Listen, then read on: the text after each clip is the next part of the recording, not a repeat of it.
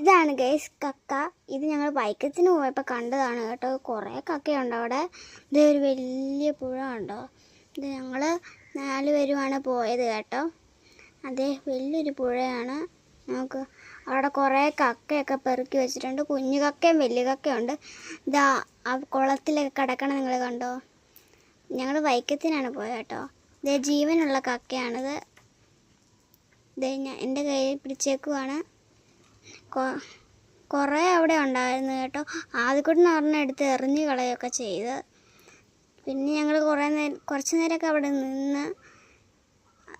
അത് കഴിഞ്ഞിട്ട് നമ്മൾ വലിയൊരു കക്ക അവിടെ കിടപ്പുണ്ടായിരുന്നത് കണ്ടോ. കുറേ വലിയ കക്ക. അത് ഞാൻ 2-3 എടുത്തുകൊണ്ട് പോന്നു.